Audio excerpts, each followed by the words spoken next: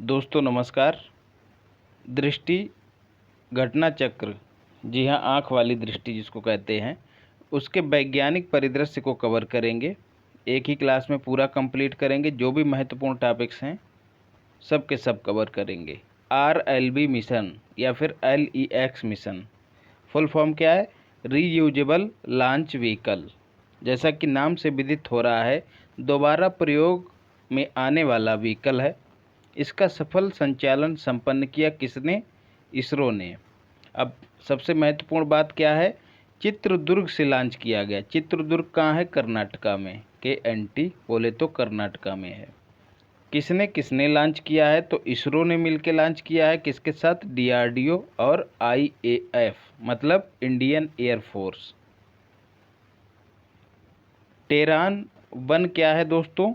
Terrain 1 विश्व का पहला 3D प्रिंटेड रॉकेट है। कहाँ से इसको लॉन्च किया गया?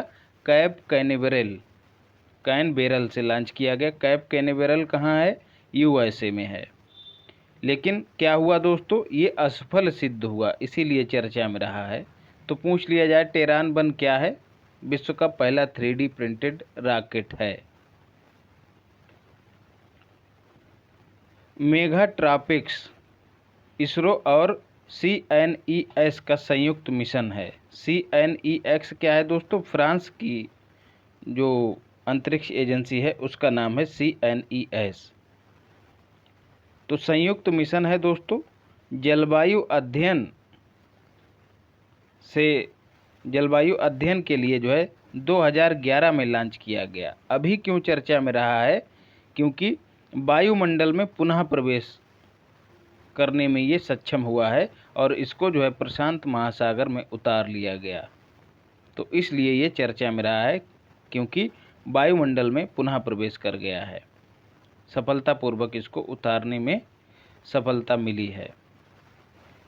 सर्वाधिक उपग्रह दोस्तों किसके खोजे गए हैं? हाल फिलहाल में 12 की खोज की गई है। किसके हैं? बृहस्पति के। इससे पहले दोस्तों सबसे पहले बृहस्पति के सबसे ज़्यादा थे, उसके बाद शनि के हुए, पुनः बृहस्पति के सबसे ज़्यादा हो गए। तो 12 की खोज होने के बाद 92 हो गए हैं कुल। कई किताबों में आपको 95 मिलेगा, दृष्टि में ही 95 दिया गया है, तो वो गलत है। शनि के कितने हैं दोस्तों? 83। और यूरेनस के कितने हैं? 27। तो यदि आपसे क्रम पूछ लिया जाए तो सर्वाधिक बृहस्पति के, दूसरे स्थान पर शनि, और यूरेनस जो है जिसको अरुण भी कहते हैं उसके 27 हैं। बात करें बृहस्पति के उपग्रहों की तो मुख्य जो हैं आयो, यूरोपा और गैनीमीड और कैलिस्टो। तो ये मुख्य उपग्रह हैं बृहस्पति के। उपग्रह को चंद्रमा भी कहते हैं दोस्तों। गैनीमीड जो है सबसे बड़ा उपग्रह है हमारे सौरमंडल का। SSLV-D2 फुल फॉर्म क्या है? Small satellite launch vehicle. नाम से विदित है, ये एक छोटा सैटेलाइट लॉन्च व्हीकल है। श्रीहरिकोटा से लॉन्च किया गया। 3 उपग्रह यहाँ से लॉन्च किए गए इस लॉन्च व्हीकल के माध्यम से। उनमें एक था जानुस जो कि USA का था, एक था भारत का, इसरो के द्वारा इसको तैयार किया गया था, अर्थ ऑब्जर्वेशन सैटेलाइट, EOS का मतलब यही है। और तीसरा जो था आज़ादी सैट, एक स्टार्टअप है दोस्तों, स्पेस किड्स इंडिया, इसके द्वारा इसको तैयार किया गया था। और किसने तैयार किया था? ग्रामीण छात्राओं ने मिलकर तैयार किया था। जो किस बात का द्योतक है दोस्तों? स्टेम पहल। स्टेम पहल क्या है? साइंस, टेक्नोलॉजी, इंजीनियरिंग और मैथमेटिक्स। इनमें जो है महिलाओं को बढ़ावा देने से संबंधित पहल है स्टेम। तो ये जो है आज़ादी सेट इसी पहल को बढ़ावा देने के लिए कहीं ना कहीं जिम्मेदार है। अमीरात चंद्र मिशन, संयुक्त अरब अमीरात की बात हो रही है। फाल्कन 9 से प्रक्षेपित किया गया अप्रैल 2023 में। राशिद रोवर जो है उतरेगा इस मिशन के तहत उत्तर पूर्व में एटलस क्रेटर पर, कहाँ, चंद्रमा पर, उसके जो उत्तर पूर्व में क्रेटर है जिसका नाम है एटलस, वहाँ पर उतरेगा राशिद रोवर। जापान की मदद से इसको लॉन्च किया गया, याद रखिएगा। और जापान की मदद से किसने, यूएई ने लॉन्च किया। और इसकी जो एजेंसी है जो दुबई में स्थित है, क्या नाम है उसका, MBRSC।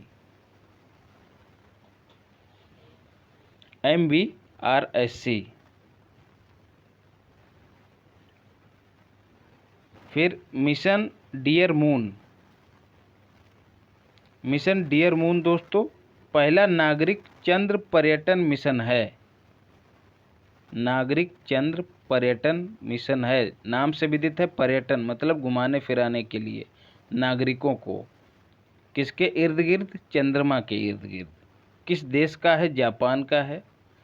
ठीक है, इसमें 10 हस्तियों का चयन किया गया है दोस्तों मिशन डियर मून के तहत।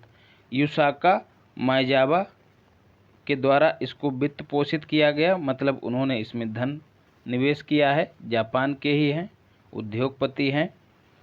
और देव जोशी जो कि इंडिया के हैं, ये भी इसमें चयनित किए गए, एकमात्र भारतीय हैं।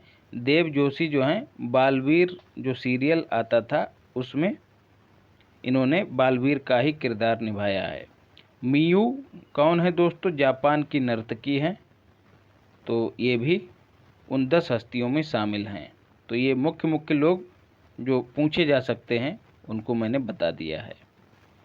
सबसे लंबा अंतर्राष्ट्रीय मिशन, सबसे लंबा अंतर्राष्ट्रीय नहीं दोस्तों, सबसे लंबा अंतरिक्ष मिशन।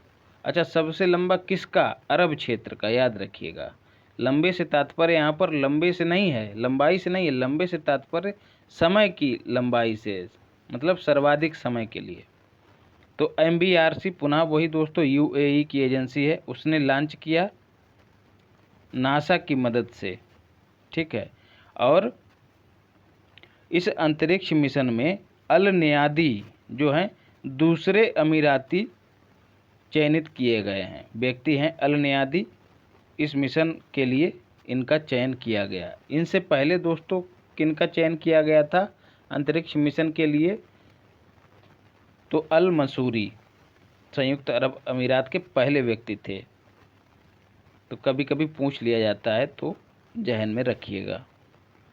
आर्टेमिस सेकेंड दोस्तों USA का चंद्र मिशन है, 10 दिवसीय है। 4 यात्रियों का चयन किया गया है।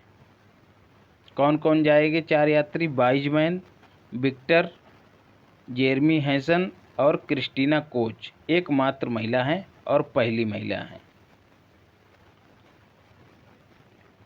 और ये नाम जो हैं दोस्तों बाद वाले हिस्से के लिए गए हैं, जो इनका मूल नाम है उनके बाद वाले हिस्से को उठाया गया है। क्यों, क्योंकि याद करने में सहूलियत बनी रहे इसलिए। तो वाइजमैन, विक्टर और जेरमी हैंसन। विक्टर जो हैं दोस्तों पहले अश्वेत व्यक्ति हैं। तो 3 जो हैं दोस्तों USA के हैं, वाइजमैन, विक्टर और क्रिस्टीना कोच। जेरमी हैंसन जो हैं कनाडा के हैं, एकमात्र व्यक्ति, तो याद रखिएगा। सबसे लंबी उड़ान भरने का रिकॉर्ड जो है क्रिस्टीना कोच को पहले से प्राप्त है। 328 दिन जो हैं इन्होंने समय बिताया था अंतरिक्ष में। PSLV C-54 दोस्तों इसरो का 2022 का अंतिम मिशन है दोस्तों। श्रीहरिकोटा से लॉन्च किया गया और लॉन्च करने के दौरान अर्थ ऑब्जर्वेशन सैटेलाइट 6 लॉन्च किया गया इससे, और 8 नैनो सैटेलाइट लॉन्च किए गए जिनमें से 4 USA के थे। अब 8 के नाम नहीं पढ़ना है हमको। अर्थ ऑब्जर्वेशन सैटेलाइट 6 जो है महासागरीय अनुसंधान उपग्रह है दोस्तों। महासागर विज्ञान दशक यूनाइटेड नेशन ने कब से कब तक घोषित किया है, 2021 से 2030 तक। तो ऐसे में EOS 6 जो है कहीं ना कहीं इस दशक में अपनी भूमिका निभाएगा। जो भी यूनाइटेड नेशन के द्वारा पहले की जाएंगी उस संदर्भ में। INS-2B को भी लॉन्च किया गया दोस्तों।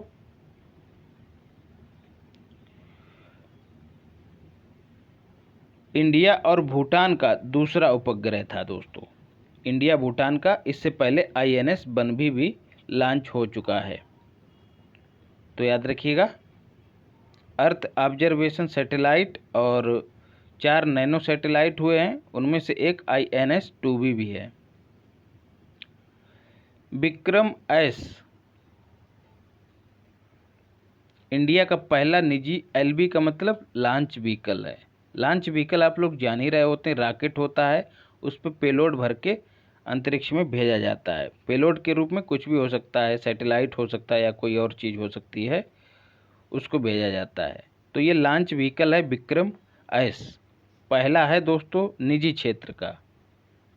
किसने इसका निर्माण किया है? तो स्काई रूट ने किया है, हैदराबाद की कंपनी है, याद रखिएगा। HBD का मतलब हैदराबाद है। एकल चरणीय है, 83 किलो इसकी क्षमता है, मतलब 83 किलो का पेलोड लेकर ये उड़ान भरने में सक्षम है। सतीश धवन अंतरिक्ष केंद्र से सफल प्रक्षेपण इसका किया गया। सतीश धवन अंतरिक्ष केंद्र कहाँ है दोस्तों? श्रीहरिकोटा में। 3 पेलोड भेजे गए विक्रम एस के माध्यम से, उनमें से एक था BAZOOMQ जो कि अर्मेनिया का सैटेलाइट था, इसको भी भेजा गया। बाकी 2 को याद नहीं करना है। स्पार्क क्या है दोस्तों? इंडिया का पहला स्पेस थीम्ड वर्चुअल म्यूजियम। अब वर्चुअल है मतलब आभासी, कहीं स्थापित नहीं है, उसको ऑनलाइन ही देखा जाएगा। किसने लॉन्च किया है? इसरो ने लॉन्च किया है। तो जो भी इसरो की विरासत है, फिर चाहे कोई रॉकेट हो या फिर कोई और उपकरण हो और फोटो वगैरह, ये सब इस म्यूजियम में आप देख सकते हैं। वनवेव इंडिया मिशन पहला फर्स्ट। तो वनवेव आपको पता है दूर संचार कंपनी है। 36 उपग्रह इसके लो अर्थ ऑर्बिट में स्थापित किए गए। किसके द्वारा? LBM-3 के द्वारा, लॉन्च व्हीकल M3। ये दोस्तों किसका नाम है? बदल के रख दिया गया है, GSLV MK3। इसका नया नाम जो है अब LBM-3 हो गया है। GSLV MK3 का नया नाम LBM-3 हो गया है। इसकी ये पहली वाणिज्यिक उड़ान है और दूसरी परिचालनात्मक उड़ान है। तो सवाल बनता है, इससे पहले वाली कौन सी उड़ान थी? तो आपको याद होगा चंद्रयान 2 मिशन जो है इसी के द्वारा भेजा गया था, GSLV MK3 के द्वारा। तो परिचालनात्मक उड़ान की बात करें तो दूसरी है, वाणिज्यिक उड़ान जो है LBM-3 की पहली है, जिसके तहत वनवेव इंडिया के मिशन को अंजाम दिया गया। कहाँ से दोस्तों इसको लॉन्च किया गया? श्रीहरिकोटा से। SSLV-D1 दोस्तों, स्मॉल सैटेलाइट लॉन्च व्हीकल, अभी हम ऊपर भी इसको देख चुके हैं। वो क्या था? SSLV-D2। ये जो था इसरो का नया सैटेलाइट लॉन्च व्हीकल है, छोटे कामों के लिए इस्तेमाल होने वाला लॉन्च व्हीकल था, मतलब लॉन्च व्हीकल है। प्रथम उड़ान जो है इसने अगस्त 2022 में भरी। किसको किसको ले गया? अर्थ ऑब्जर्वेशन सैटेलाइट 2 और आज़ादी सैटेलाइट, इन 2 सैटेलाइट को इसने स्थापित किया लो अर्थ ऑर्बिट में। श्रीहरिकोटा से लॉन्च किया गया। तो आप जब देखेंगे SSLV-1 और SSLV-2, तो ये जो सैटेलाइट हैं ये आपको बदले हुए मिलेंगे, तो कंफ्यूज नहीं होना, इसलिए बता रहा हूँ।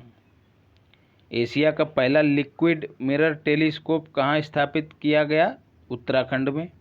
उत्तराखंड में कहाँ? ARIES Aryabhatta research institute of observational science. कभी कभी पूछ लिया जाता है कहाँ अवस्थित है, तो नैनीताल में। तो एरीज के परिसर में इस लिक्विड मिरर टेलीस्कोप को स्थापित किया गया है। Bird air quality report 2022 most important है दोस्तों, एकदम चुन चुन के इसको कर लीजिए। और चुन चुन के चीज़ें आपको यहाँ पर उपलब्ध कराई हैं, जो चीज़ें मैगजीन में नहीं थी वो भी उपलब्ध कराई हैं। तो मार्च 2023 में IQ एयर के द्वारा यह रिपोर्ट जारी की गई। किसके आधार पर? PM 2.5, याद रखिएगा, PM 5 नहीं है, PM 2.5। क्या मतलब है इसका? Particulate matter 2.5। कुछ ऐसे माइक्रो पार्टिकल जिनका आकार जो है 2.5 से कम होता है, उनको PM 2.5 कहते हैं। ये जो है हमारी सांस के माध्यम से फेफड़ों में चले जाते हैं और नुकसान पहुंचाते हैं। तो इन्हीं की सांद्रता के आधार पर रैंकिंग जारी की गई। तो सर्वाधिक प्रदूषित देश कौन सा है? चाड, दूसरे नंबर पर इराक और तीसरे नंबर पर पाकिस्तान। और इंडिया जो है दोस्तों 8वें नंबर पे है, याद रखिएगा। और सबसे अंत में कौन है? गुआम, जो कि 131वें नंबर पे है। सबसे ज़्यादा प्रदूषित राजधानी कौन सी है? तो नदजामिना। कहाँ की राजधानी? जो सर्वाधिक प्रदूषित देश है तो उसी की सबसे प्रदूषित राजधानी भी है। कौन सी? नदजामिना। किसकी राजधानी है? चाड की। चाड अफ्रीकी देश है। चाड के बाद दूसरी सर्वाधिक प्रदूषित राजधानी किस देश की है? तो भारत की नई दिल्ली। बात करें, ये तो राजधानी शहरों की बात हो गई। बात करें सर्वाधिक प्रदूषित नगरों की या शहरों की, तो उसमें लाहौर पहले नंबर पे है, दूसरे नंबर पर चीन का होतान और तीसरे नंबर पर भारत का भिवानी, जो कि हरियाणा का है। ये दोस्तों इनपुट टारगेट करंट का, इसलिए TC लिखा गया है। 50 में से 39 शहर जो हैं भारत के ही शामिल हैं, तो स्थिति चिंताजनक है दोस्तों। ये भी टारगेट करंट का इनपुट है। PM 10 की बात करें तो माफ़ करिए, PM 2.5 की बात करें तो WHO के अनुसार इसका स्वीकार्य स्तर कितना है? तो 5 म्यूग्राम प्रति मीटर क्यूब। याद रखिएगा, कभी कभी ये पूछ लिया जाता है। PDF के लिए टेलीग्राम चैनल है, इसको ज्वाइन कर लीजिए।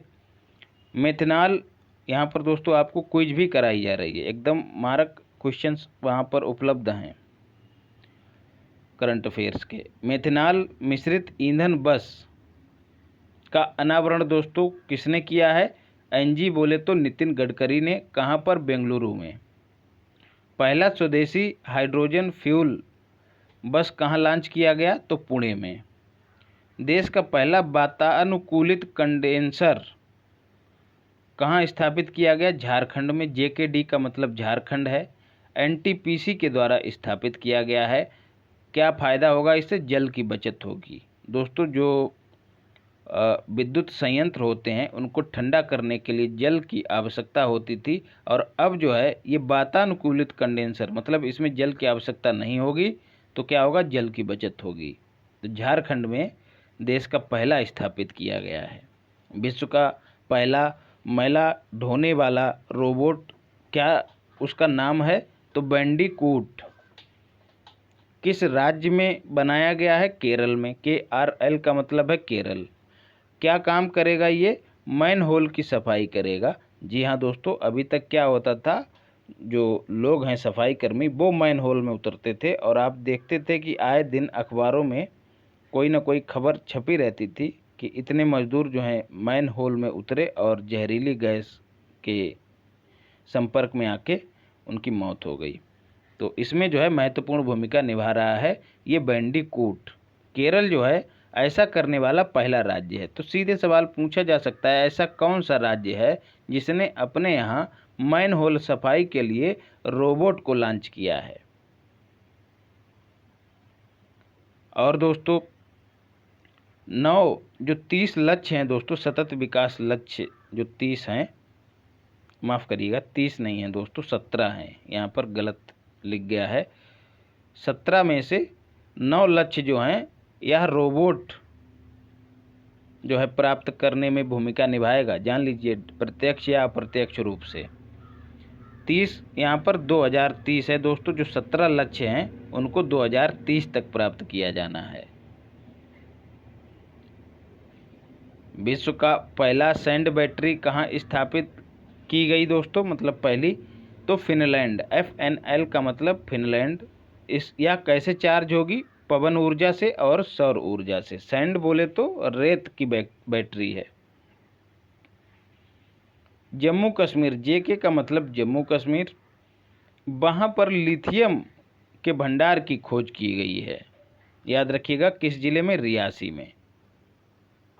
और सर्वाधिक भंडार, सबसे बड़ा भंडार दोस्तों चिली में अवस्थित है। उत्पादन की बात करें तो ऑस्ट्रेलिया चला चाइना। ठीक है। लिथियम किस में इस्तेमाल होता है, लिथियम जो है बैटरी निर्माण में इस्तेमाल होता है। तो बैटरी रिक्शे पर बैठकर ऑस्ट्रेलिया चला चाइना। तो ऑस्ट्रेलिया में उत्पादन सर्वाधिक है। CHL का मतलब है चिली और CH का मतलब है चाइना। चिली दूसरे स्थान पे है, तीसरे स्थान पर चाइना है। भारत दोस्तों आयात पर निर्भर है लिथियम पर पूर्ण रूप से। तो जब हम ई मोबिलिटी को बढ़ावा दे रहे हैं, ज़्यादा से ज़्यादा इलेक्ट्रिक वाहनों के इस्तेमाल को बढ़ावा दे रहे हैं, तो ऐसे में लिथियम के भंडार की खोज जो है हमारे लिए किसी उपलब्धि से कम नहीं है। भारत का पहला सेल निर्माण संयंत्र जो है कहाँ स्थापित किया गया, तिरुपति में। तिरुपति कहाँ है, आंध्र प्रदेश में। और दोस्तों लिथियम के भंडार कहाँ खोजे गए, आपको बता भी चुका हूँ अचूक मारक सामग्री क्लास में, ईरान में।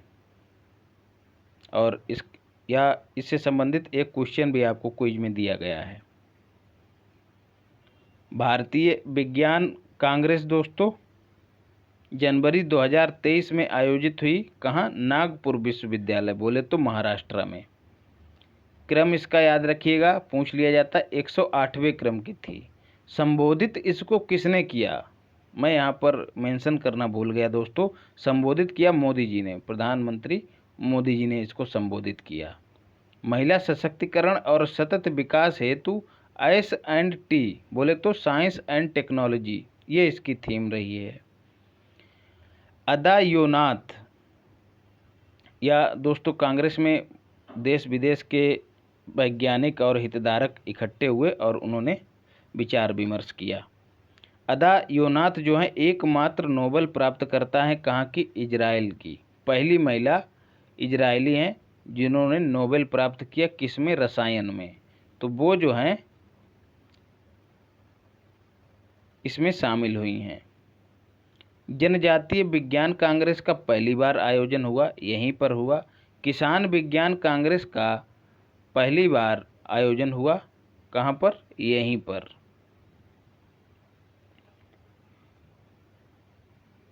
राही बाई जो हैं दोस्तों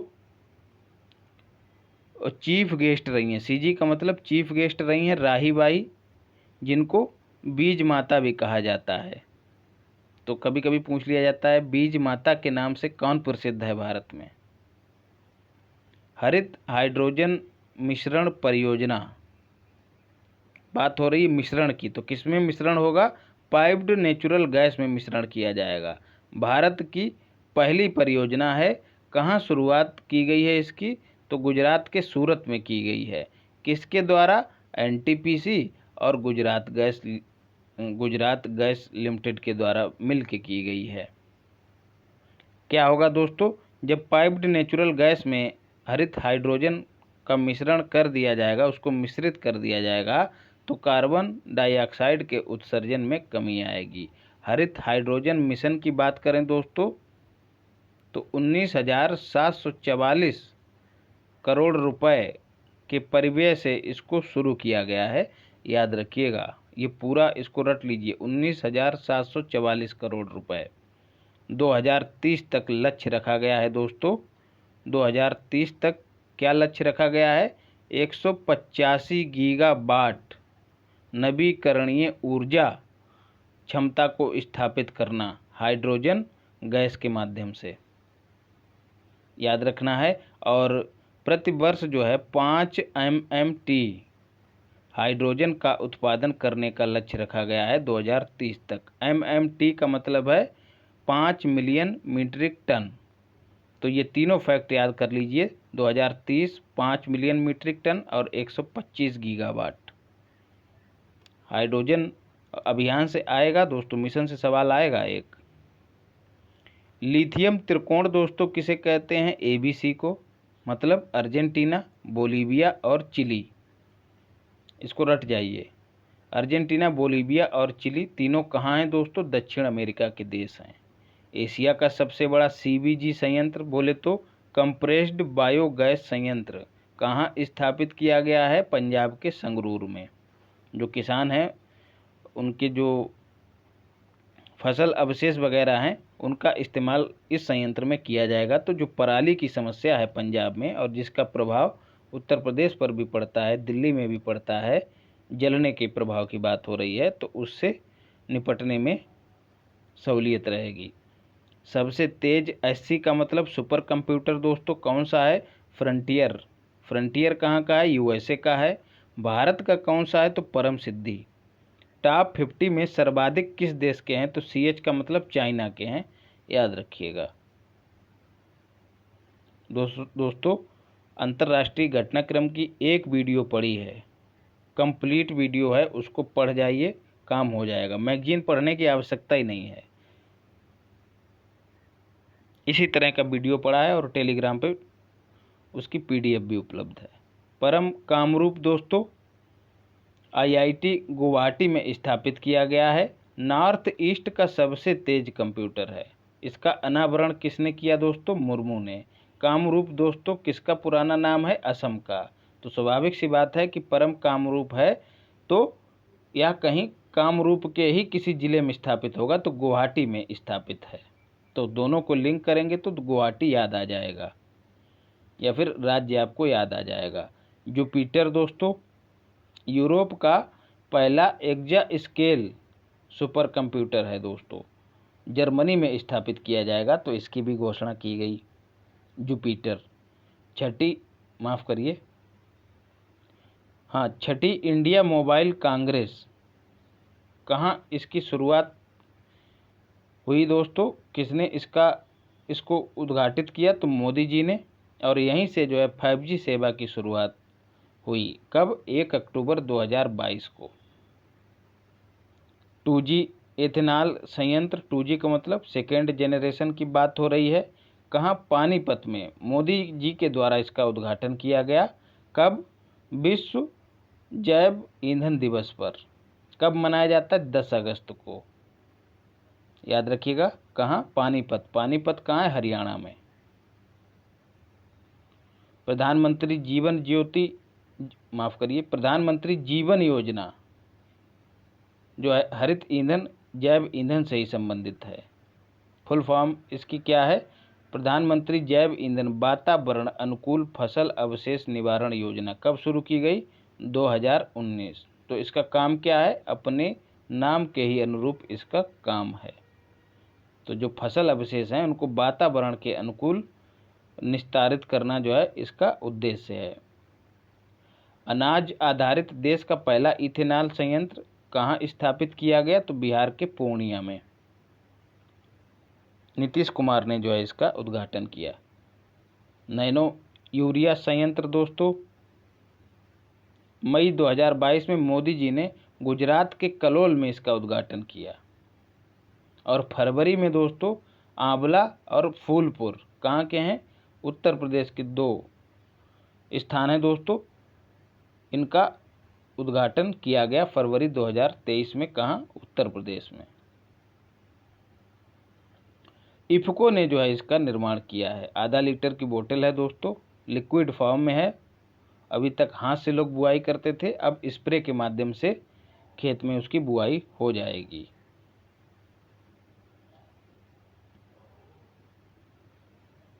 और दोस्तों ये जो इसका उद्घाटन की बात करें जो उत्तर प्रदेश में किया गया वो मोदी जी के द्वारा नहीं किया गया, वो किया गया है मनसुख मांडविया के द्वारा, जो कि उर्वरक मंत्री हैं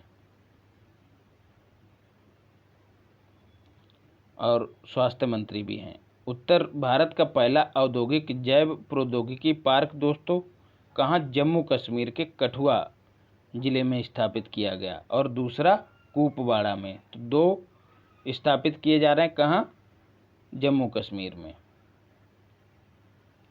तो इसका काम क्या है, जैव विविधता का अध्ययन करके हरित व्यवसाय को किस तरह से बढ़ावा दिया जाए, यही इसका काम है। अब जैव विविधता मतलब चाहे जड़ी बूटियों की जैव विविधता हो, चाहे जीवों की हो, तो देखेंगे कि कौन कौन सी जड़ी बूटियां जो हैं व्यावसायिक रूप से इस्तेमाल की जा सकती हैं ताकि लोगों का वहां पर आर्थिक उन्नयन हो सके। देश में अब तक कुल कितने औद्योगिक जैव प्रौद्योगिकी पार्क स्थापित हो चुके हैं, तो 9। उत्तर प्रदेश में एकमात्र है, कहाँ, लखनऊ में। अजरबैजान और ताजिकिस्तान दोस्तों, WHO ने इनको मलेरिया मुक्त किया है। कुल 42 देश जो हैं WHO के अनुसार मलेरिया मुक्त हो चुके हैं। 2016 में भारत का पड़ोसी SLK बोले तो श्रीलंका मलेरिया मुक्त हो चुका है। विश्व मलेरिया दिवस की बात करें तो 25 अप्रैल को मनाया जाता है। इंडियन बायोलॉजिकल डाटा सेंटर कहाँ स्थापित किया जा रहा है, भारत का पहला फरीदाबाद, कहाँ, हरियाणा में। WHO ने जो है अंतर्राष्ट्रीय चिंता का सार्वजनिक स्वास्थ्य आपातकाल घोषित किया। किस बीमारी के चलते, मंकी पॉक्स के चलते। अच्छा, आपातकाल घोषित करने का आधार क्या होता है, 3 आधार होते हैं। कोई बीमारी गंभीर है या फिर अनपेक्षित स्थिति उसने पैदा कर दी है, और दूसरा क्या है, प्रभाव जो है उसका सीमा से बाहर जब फैलने लगे किसी देश की, और तीसरा क्या है, तात्कालिक अंतर्राष्ट्रीय कार्यवाही की ज़रूरत हो। जब WHO को ये तीनों स्थितियां जब महसूस होने लगती हैं, तब वह जो है उसको सार्वजनिक स्वास्थ्य आपातकाल घोषित कर देता है। अंतर्राष्ट्रीय चिंता का मतलब WHO ऐसा मान के चलता है कि अब जो बीमारी है ये अंतर्राष्ट्रीय चिंता का विषय हो गई है, और संबंधित देश जो हैं अब इसके निवारण में कदम उठाएंगे, त्वरित कदम उठाएंगे और बचाव में। तो यही है आपातकाल की घोषणा। उम्मीद करता हूँ समझ में आ गया होगा। 2022 में केरल में इसका मामला दर्ज किया गया था। मंकी पॉक्स का दोस्तों वायरस जनित बीमारी है। UAE से एक व्यक्ति आया था, उसी में यह मामला दर्ज किया गया था। विषाणुओं का नाम दोस्तों कौन रखता है, तो ICTV international committee on taxonomy of virus जो है विषाणुओं को नाम प्रदान करती है। तो कभी कभी कथन के रूप में पूछ लिया जाता है। उच्च रक्तचाप पहल दोस्तों, भारत ने इस पहल की शुरुआत 2017 में की थी।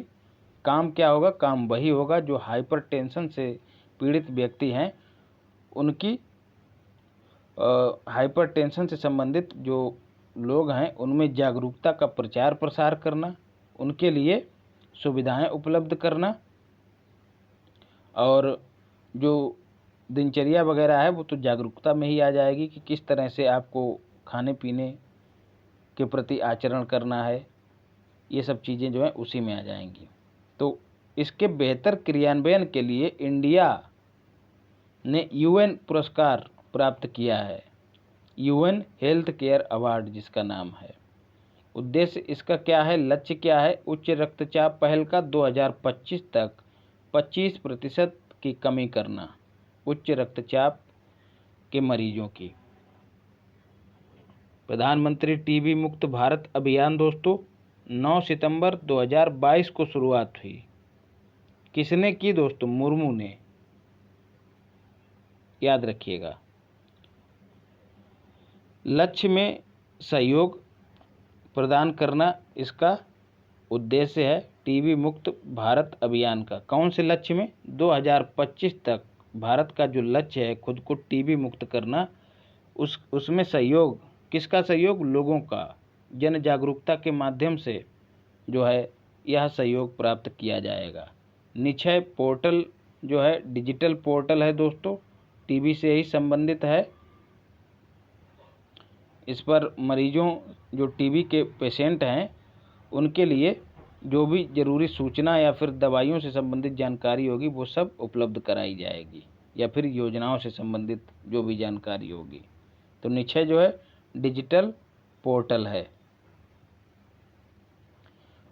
वन वर्ल्ड टीबी समिट 2023 दोस्तों, इसका आयोजन कहाँ किया गया? बनारस में। मोस्ट इम्पॉर्टेंट सवाल बन सकता है।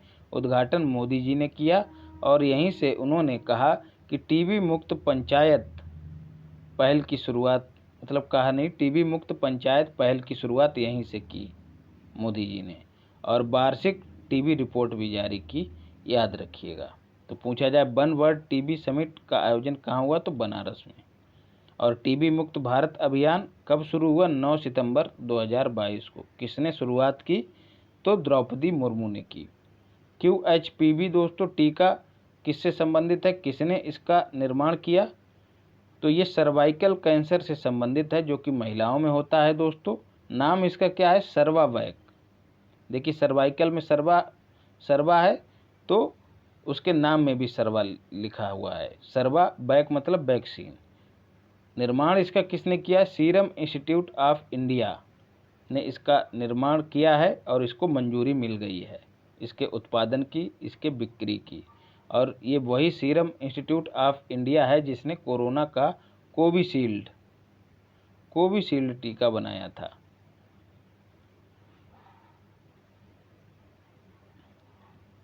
अच्छा, इसमें सहयोग कौन कर रहा है? तो bill and Melinda Gates foundation इसमें सहयोग कर रहा है। और इस सर्वाइकल कैंसर का कारण क्या होता है? तो ह्यूमन पैपिलोमा वायरस। और ये जो टीका है दोस्तों सर्वावैक, यह स्वदेशी टीका है, याद रखिएगा। लंपी प्रोवैक टीका, यह भी स्वदेशी टीका है। लंपी रोग काफ़ी चर्चा में रहा था दोस्तों हाल फिलहाल में। पशुओं में होता है, दूषित खान पान से होता है। और ये जो कीट होते हैं, किलनी हो गया और जूं वगैरह, जो भी कीट होते हैं पशुओं में, उनके माध्यम से यह संचरित होता है। पहला मामला 2019 में दर्ज किया गया था। तो इसका निर्माण किसने किया है लंपी प्रोवैक टीके का? तो ICAR, Indian council of agriculture research, उसकी जो 2 संस्थाएं हैं, राष्ट्रीय अश्व अनुसंधान केंद्र कहाँ अवस्थित है? हरियाणा में। और भारतीय पशु चिकित्सा अनुसंधान केंद्र इज्जतनगर में है। इज्जतनगर कहाँ है? बरेली में। तो इन 2 संस्थानों ने जो है इसका विकास किया है। इंडियन एनर्जी एक्सचेंज दोस्तों भारत का पहला कार्बन न्यूट्रल पावर एक्सचेंज है। बिजली के एक्सचेंज की बात हो रही है दोस्तों। क्या काम होता है यहाँ पर? शेयरों की खरीद फरोख्त नहीं होती जैसे शेयर बाजार में होती है। नेशनल स्टॉक एक्सचेंज और वो बॉम्बे स्टॉक एक्सचेंज वगैरह हैं, उस तरह से नहीं, ये एनर्जी के संदर्भ में है। तो ऊर्जा बाजार का ये ट्रेडिंग प्लेटफार्म है।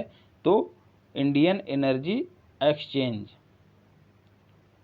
IEX जो है पहला कार्बन न्यूट्रल पावर एक्सचेंज बना है भारत का। नीलगिरी तहर परियोजना की बात करें तो तमिलनाडु ने इसकी शुरुआत की। कब से कब तक के लिए? 2022 से 27 तक इसके संरक्षण के लिए। NGT दिवस इसी संदर्भ में मनाने की घोषणा की। NGT बोले तो नीलगिरी ताहर, 7 अक्टूबर को मनाया जाएगा नीलगिरी ताहर दिवस। पर्वतीय क्षेत्रों में पाया जाता है, याद रखिएगा, और खासकर नीलगिरी की पहाड़ियों में। अखिल भारतीय बाघ आकलन 2022, तो बाघों की संख्या दोस्तों कितनी है इस आकलन के अनुसार? इस रिपोर्ट के अनुसार 3167। 2018 से 22 के बीच 4 वर्षों में 6.5% लगभग दिया है दोस्तों। है कितना? 6.7। लेकिन याद करने में सहूलियत रहे तो इसके लिए 6.5% लिखा हुआ है। 6.5% वृद्धि हुई। और संख्या की बात करें तो 200 की वृद्धि हुई। इससे पहले कितनी थी? 2967। PT के 50 वर्ष पूरे हुए कब? 1 अप्रैल 1973 में। PT बोले तो प्रोजेक्ट टाइगर, 1973 में इसकी शुरुआत हुई थी इंदिरा गांधी के समय में। कहाँ से? जिम कॉर्बेट नेशनल पार्क से, जिसका अब नाम क्या हो गया है दोस्तों? Jim Corbett national park. अब जो है इसका नाम क्या हो गया है बताइएगा?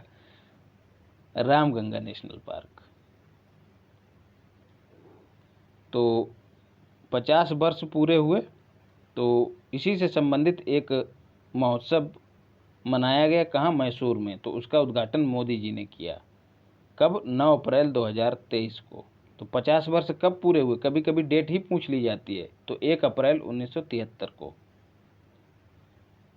और यहीं से जो है IBCA लॉन्च किया गया, इंटरनेशनल बिग कैट अलायंस। अंतर्राष्ट्रीय स्तर पर बड़ी बिल्लियों के समूह की बात कही गई है, संगठन की बात कही गई है।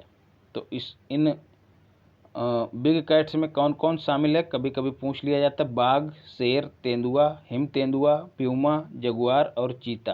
कुल 7 बिग कैट हैं, याद रखिएगा। और इनमें, इस अलायंस में वही देश शामिल होंगे जहां ये पाए जाते हैं। अरिटापट्टी दोस्तों तमिलनाडु का पहला जैव विविधता विरासत स्थल है।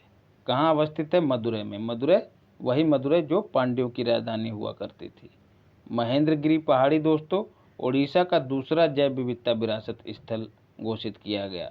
तो अब राष्ट्रीय स्तर पर कुल कितने जैव विविधता विरासत स्थल हो गए, 36। याद रखिएगा 36वां कौन सा है, महेंद्रगिरी पहाड़ी विरासत स्थल ओडिशा में। तो कुल 36 हो गए। अब कभी कभी पूछ लिया जाता है कि जैव विविधता विरासत स्थल कौन अधिसूचित करता है। तो जैव विविधता अधिनियम 2002 के तहत राज्य सरकार को यह अधिकार प्राप्त है, याद रखिएगा। और एक सवाल यही पूछ लिया जाता है कि जैव विविधता अधिनियम कब पारित हुआ, तो 2002 में। पहला जैव विविधता विरासत स्थल कौन सा है भारत का, तो नल्लूर ग्रोव। कहाँ, बेंगलुरु कर्नाटका में, 2007 में बना था। सर्वाधिक जैव विविधता विरासत स्थल कहाँ है दोस्तों, तो MH बोले तो महाराष्ट्र, और दूसरा है TPR मतलब त्रिपुरा। यहाँ पर सर्वाधिक जैव विविधता विरासत स्थल हैं। यूपी में 1 है, मध्य प्रदेश वाले जान लें वहाँ पर 3 जैव विविधता विरासत स्थल हैं, और बिहार वाले जान लें कि वहाँ पर 1 भी नहीं है। चीता पुनर्वास की बात करें दोस्तों, 17 सितंबर 2022 को 8 चीते लाए गए थे। कहाँ से, नामीबिया से। उनमें 5 मेल थे और 3 फीमेल थे। कूनो नेशनल पार्क में इनको मोदी जी ने मुक्त किया था। कब, 17 सितंबर 2022 को। क्या था, इनका जन्म दिवस था, और बढ़िया सी खूब फोटो बनी थी। फिर फरवरी में दोबारा 12 चीते मंगाए गए। कहाँ से, इस बार दक्षिण अफ्रीका से मंगाए गए, नामीबिया से नहीं दोस्तों, दक्षिण अफ्रीका से। बात करें चीते के वैज्ञानिक नाम की, तो एसिनोनिक्स जुवेटस इसका वैज्ञानिक नाम है, याद कर लीजिएगा। चीता कैपिटल ऑफ द वर्ल्ड किसे कहा जाता है, नामीबिया को। IUCN ने जो है चीते को किस रेड लिस्ट में जो है किस श्रेणी में रखा है, तो वल्नरेबल श्रेणी में रखा है। और जो एशियाई चीता है उसको क्रिटिकली इंडेंजर्ड श्रेणी में रखा है। और यह एशियाई चीता कहाँ पाया जाता है, ईरान में। भारत में चीता कब विलुप्त घोषित कर दिया गया, 1952 में, याद रखिएगा। और सबसे तेज दौड़ने वाला स्तनपायी है चीता, याद रखिएगा ये बात भी। एंड्रोथ क्या है दोस्तों, पनडुब्बी रोधी पोत है, नाम के अनुसार ही काम करेगा। लक्षद्वीप के एंड्रोथ द्वीप के नाम पर इसका नाम रखा गया है। Anti submarine warfare silo water craft परियोजना 2019 के तहत इस तरह के पनडुब्बी रोधी पोत बनाए जाने का काम किया जाना है। उसके तहत यह दूसरा है। तो इससे पहले एक कौन सा बन चुका है इस परियोजना के तहत, तो अरणाला।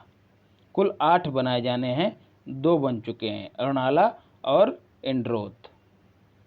बना कौन रहा है, गार्डन रीच शिप बिल्डर्स। कहाँ अवस्थित है, कोलकाता में।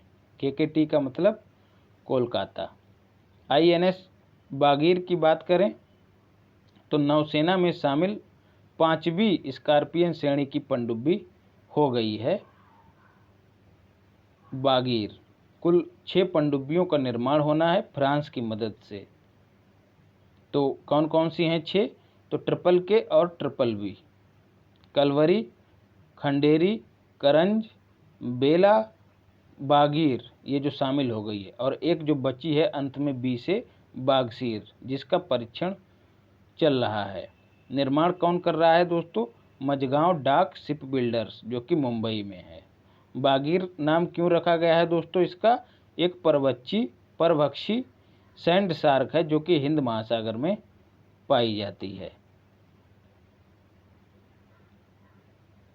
स्काई हॉक क्या है दोस्तों? इंडिया का पहला 5G सक्षम ड्रोन है, मतलब 5G तकनीक से चलने वाला ड्रोन है। याद रखिएगा, स्काई हॉक जो अन्य ड्रोन है उनसे ज़्यादा दक्ष है और ज़्यादा क्षमता से लैस है। प्रचंड क्या है दोस्तों? Light combat helicopter. और लाइट कॉम्बैक्ट एयरक्राफ्ट कौन है? तेजस। तो इंडियन एयरफोर्स IAF का मतलब है इंडियन एयरफोर्स में शामिल हो गया है।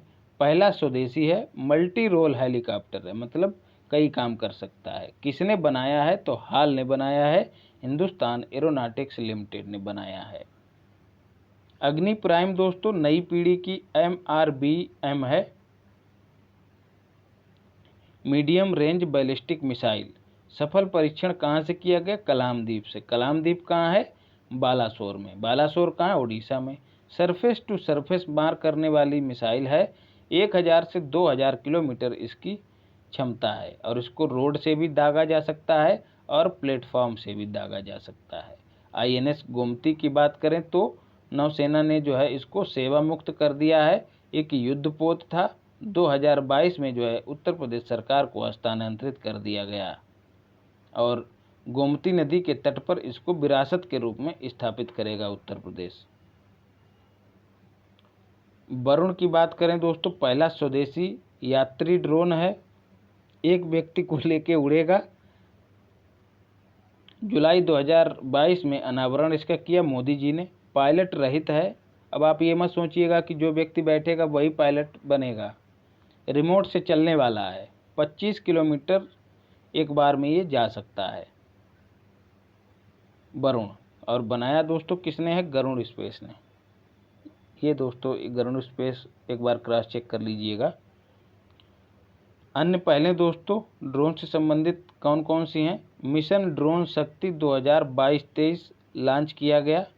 उद्देश्य इसका क्या है? मिशन ड्रोन शक्ति को ड्रोन को सेवा के रूप में इस्तेमाल किए जाने को बढ़ावा देना। मिशन ड्रोन शक्ति। अब सेवा जैसे दवाइयों को एक जगह से दूसरी जगह पहुंचाना, डाक को एक जगह से दूसरी जगह पहुंचाना। जैसे कि जो गुजरात का डाक विभाग है उसने अपने यहाँ डाक को एक जगह से दूसरी जगह ड्रोन के माध्यम से पहुंचाया है।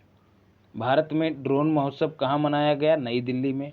ड्रोन स्कूल 4 स्थापित किए जाएंगे, उनमें से एक स्थापित हो गया ग्वालियर में। माफ़ कीजिएगा 4 नहीं, कुल 5 हैं। और बाकी कहाँ होने हैं? भोपाल, इंदौर, जबलपुर और सतना, 4 जगह और स्थापित होना बाकी है। ये पांचों कहाँ? मध्य प्रदेश में। ड्रोन आयात नीति 2022 अधिसूचित की गई दोस्तों, और इस नीति के तहत विदेशों से आयात पर प्रतिबंध लगा दिया गया ताकि घरेलू स्तर पे जो है ड्रोनों का निर्माण हो। और ड्रोन उद्योग को जो है PLI से जोड़ा गया, प्रोडक्शन लिंक्ड स्कीम। क्या है दोस्तों? प्रोडक्शन लिंक्ड स्कीम मतलब जो जितना प्रोडक्शन करेगा उसको सरकार उतनी ही सब्सिडी देगी। तो यही है प्रोडक्शन लिंक्ड स्कीम। समर्थ पोर्टल जो है दोस्तों, आपसे PCSJ में पूछा गया है, समर्थ पोर्टल जो है इसी स्कीम से संबंधित है। युद्धाभ्यास की बात करें तो भारत और सिंगापुर के बीच में कुल कितने हुए हैं? एक हुआ है 2023 में और 2 हुए हैं 2022 में। बोल्ड कुरुक्षेत्र जो है सैन्य अभ्यास है, कहाँ आयोजित हुआ? जोधपुर में। अग्नि वॉरियर द्विपक्षीय है, देवलाली कहाँ? महाराष्ट्र में अवस्थित है। और सिम्बैक्स जो है नौसैन्य अभ्यास है, बे ऑफ बंगाल में इसका आयोजन हुआ। भारत और USA की बात करें तो टाइगर ट्रम्प 2022 में आयोजित हुआ। तीनों सेनाओं का अभ्यास है टाइगर ट्रंप, विशाखापत्तनम में इसका आयोजन हुआ। एक और दोस्तों संगम करके है, संगम अभ्यास जो है वह भी भारत और अमेरिका के बीच आयोजित हुआ। यह जो है इस मैगजीन में नहीं दिया गया है। कोबरा बारियर जो है दोस्तों बहुपक्षीय अभ्यास है, यूके में आयोजित हुआ, भारत ने हिस्सा लिया इसमें। ट्रोपैक्स जो है भारतीय नौसेना का अभ्यास है, IOR इंडियन ओशन रीजन में इसका आयोजन हुआ, ट्रोपैक्स। फिर है डेजर्ट फ्लैग दोस्तों, UAE का है, बहुपक्षीय है, UAE में ही इसका आयोजन किया गया। तेजस ने इसमें भाग लिया, याद रखिएगा, डेजर्ट फ्लैग। कटलेस एक्सप्रेस की बात करें तो बहुपक्षीय अभ्यास है, 2023 में आयोजित हुआ। कहाँ? खाड़ी क्षेत्र में, INS त्रिकंद ने इसमें हिस्सा लिया है। फिर बात करें फ्रेंजेक्स की, नाम से विदित है, फ्रांस और इंडिया के बीच आयोजित हुआ। आयोजन इसका कहाँ हुआ? तिरुवनंतपुरम में, केरल में, और यह पहला है इसलिए ये महत्वपूर्ण हो जाता है, इम्पॉर्टेंट है। फिर बात करें इंडिया और जापान की तो धर्म गार्जियन कई बार पूछा गया है, जापान में आयोजित हुआ। शिन्यू मैत्री भी जापान में आयोजित हुआ। शिन्यू मैत्री वायु सेनाओं के बीच हुआ। और वीर गार्जियन ये पहली बार आयोजित हुआ इसलिए महत्वपूर्ण है, और ये भी वायु सेनाओं से संबंधित है, और इसका भी जापान में ही आयोजन हुआ। तो 3 अभ्यास हुए, तीनों का आयोजन इस बार जापान में ही हुआ है। फिर है एम्फैक्स, तीनों सेनाओं का, भारतीय सेनाओं का अभ्यास है, कहाँ? काकीनाडा में पहली बार आयोजित किया गया। तो ट्रोपैक्स और एम्फैक्स कंफ्यूज मत होइएगा।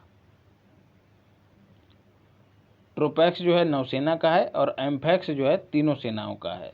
सूर्य किरण की बात करें तो इंडिया और नेपाल के बीच आयोजित होता है, नेपाल में आयोजन हुआ। काजिंद की बात करें तो इंडिया और कजाकिस्तान, कहाँ आयोजित हुआ? उमरोई, उमरोई कहाँ? मेघालय में। ककाडू जो है बहुपक्षीय सैन्य अभ्यास है, ऑस्ट्रेलिया में इसका आयोजन हुआ। INS सतपुड़ा ने इसमें हिस्सा लिया। डस्ट लीग की बात करें तो इंडिया और उज्बेकिस्तान के बीच है, उत्तराखंड के पिथौरागढ़ में इसका आयोजन हुआ। डस्ट लीग अभ्यास। कोंकण की बात करें तो इंडिया और UK के बीच नेवी अभ्यास है दोस्तों। कोंकण तट आप लोग जान ही रहे हैं, कोंकण तट कौन सा है, वहाँ पर इसका आयोजन हुआ।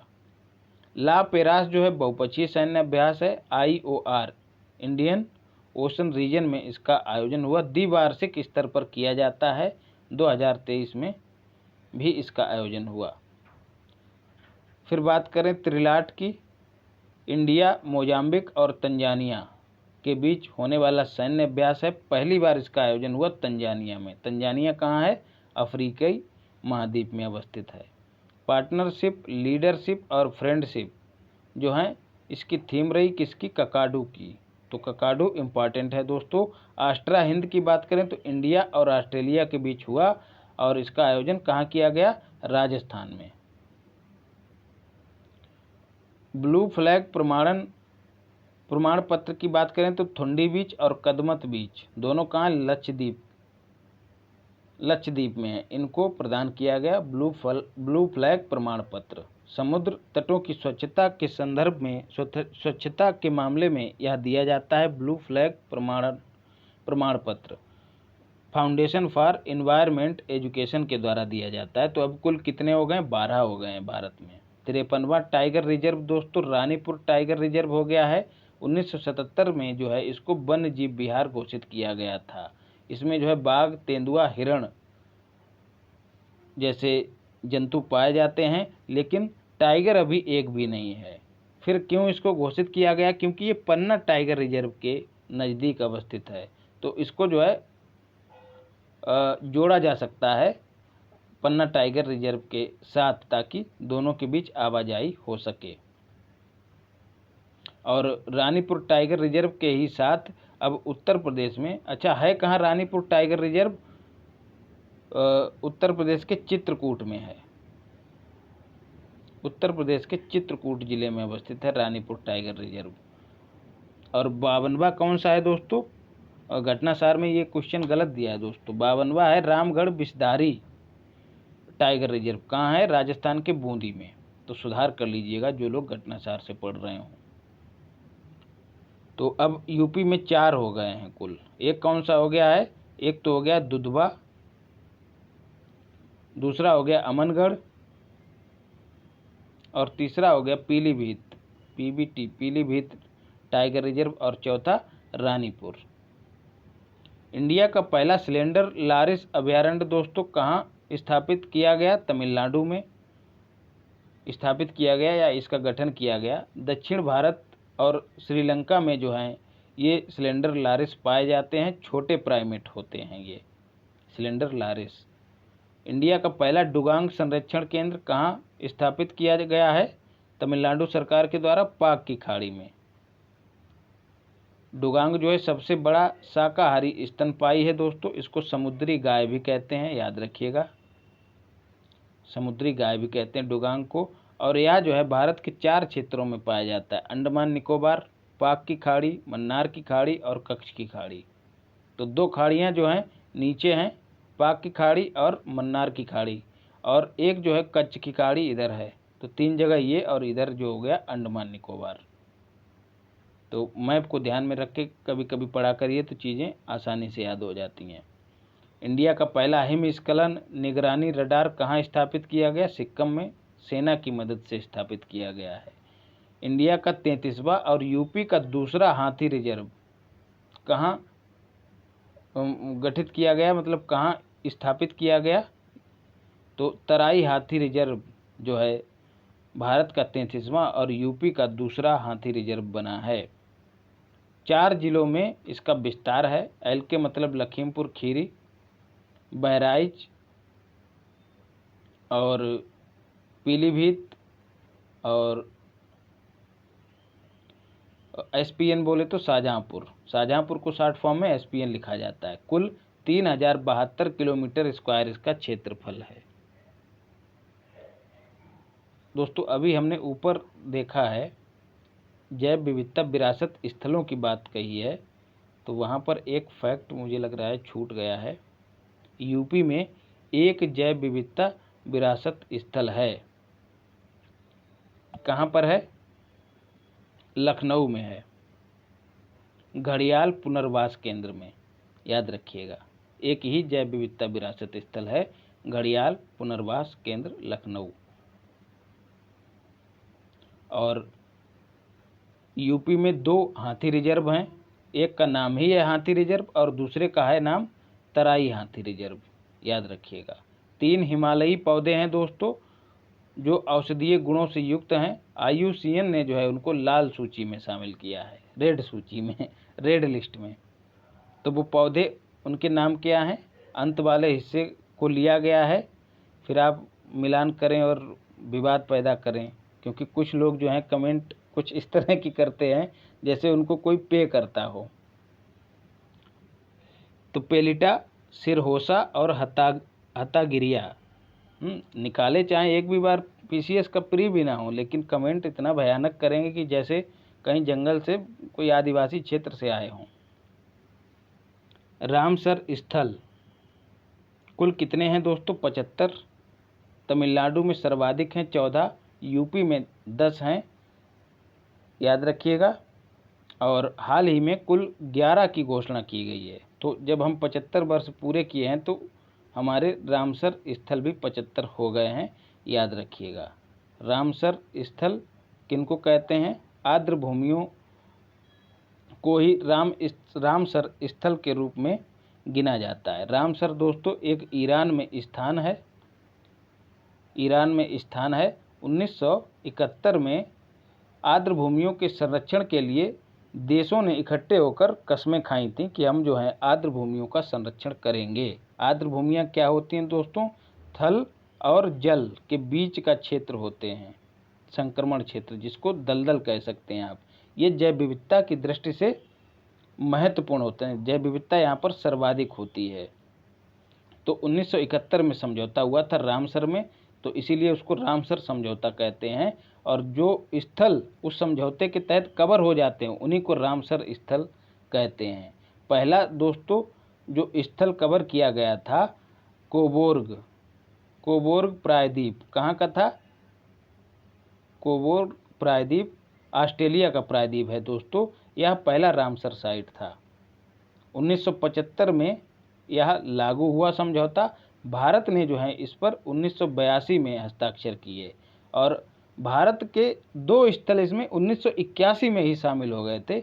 ये बात याद रखिएगा। कौन सा? चिल्का झील और दूसरा हो गया है केवला देव नेशनल पार्क।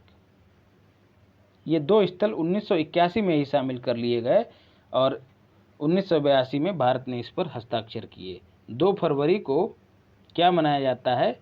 विश्व आर्द्रभूमि दिवस के रूप में मनाया जाता है, याद रखिएगा। भारत में सबसे बड़ा जो आर्द्रभूमि स्थल है वो कौन सा है? सुंदरबन। सुंदरबन। और सबसे छोटा है रेणुका। रेणुका कहाँ है दोस्तों? हिमाचल प्रदेश में है। और दोस्तों सर्वाधिक आर्द्रभूमियाँ किस देश में हैं? तो यूके में है, याद रखिएगा। तो हाल ही में जो 11 शामिल किए गए हैं उनमें 3 ओडिशा में, 4 तमिलनाडु में, 1 एमपी में और 1 महाराष्ट्र में और 2 जम्मू कश्मीर में। तो जम्मू कश्मीर वाले याद रखिएगा, हो सकता है ये पूछ लिए जाएं। तो जम्मू कश्मीर में जो 2 शामिल किए गए उनका नाम क्या है? हाइगम और सालबुग। और इन 2 के शामिल होने के बाद अब जम्मू कश्मीर में कितने रामसर स्थल हो गए हैं? 5 हो गए हैं। 3 पहले से थे। कौन से 3? बुलर झील, मानसर झील और होकेरा झील। तो अब कुल जम्मू कश्मीर में 5 हो गए हैं। फिशिंग कैट की गणना दोस्तों विश्व में पहली बार हुई। कहाँ? चिल्का झील में। चिल्का डेवलपमेंट अथॉरिटी के द्वारा यह गणना की गई। तो आपको विकल्प में NTCA भी दिया जा सकता है, नेशनल टाइगर कंजर्वेशन अथॉरिटी भी दिया जा सकता है, लेकिन कंफ्यूज नहीं होना है। चिल्का डेवलपमेंट अथॉरिटी ने यह गणना संपन्न कराई है। फिशिंग कैट दोस्तों होती क्या है? जंगली बिल्ली है। सुंदरबन, हिमालयी तलहटी और पश्चिमी घाट में यह पाई जाती है और IUCN ने अपनी रेड लिस्ट में इसको वल्नरेबल श्रेणी में रखा है। तो दोस्तों यह पूरा वैज्ञानिक परिदृश्य हमने कंप्लीट कर लिया है।